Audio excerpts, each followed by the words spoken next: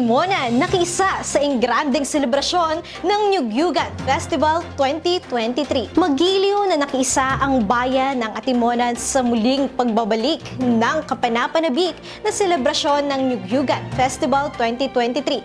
Hatid ni na Governor Dr. Helen Tan, Provincial Agriculture Office at Provincial Tourism Office na nagsimula nitong August 9 to 19, 2023. Kasabay ng pagdiriwang na ito ay ang pagbibigay pugay sa ating dating Pangulo ng Pilipinas na si Manuel Luis Quezon at kanyang mga naging ambag at legasiya na humubog sa ating bansa at lalawigan. Samantalang naging pinakasentro naman ng selebrasyon ng Nyugyugan Festival ang mga coconut farmers ng ating lalawigan bilang pagkilala sa kanilang ambag sa pagpapasigla ng sektor ng agrikultura at pagpapayabong sa pangunahing produkto ng ating probinsya na niyog.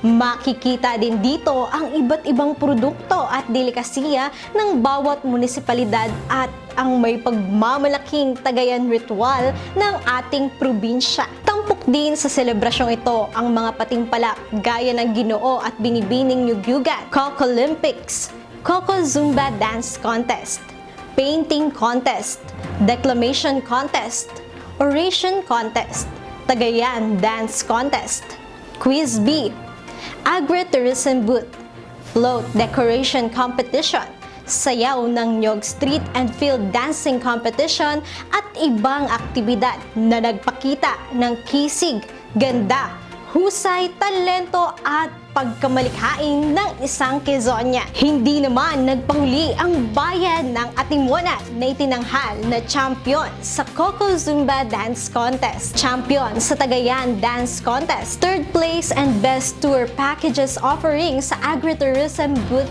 Competition at rank 5 sa overall ranking ng Nyugyugan Festival 2023. Dala-dala ang kultura at tradisyon ng Atimonan. Pasasalamat at pagbati ang ipinaaabot ng lokal na pamahalaang bayan ng Atimonan sa mga masigasig nating delegasyon, kinatawan, tagapagsanay, mga individual na nasa likod ng mahusay nating pagtatanghal, lalo't higit sa bawat Atimonanin na sumuporta sa ating naging laban. Hangad ni na Mayor Ticoy Mendoza kasama ang bumubuo ng Sangguniang Bayan sa pangunguna ni Vice Mayor Zenaida Veranga ang aktibo at patuloy na pakikiisa ng ating mga kababayan sa mga gawain ng ating provincial government para sa kagalingan hindi lang ng bayan ng Atimonan, kundi maging ng buo nating lalawigan. Ito po si J. Myrene Alvamiso nag-uulat para sa Atimonan ngayon.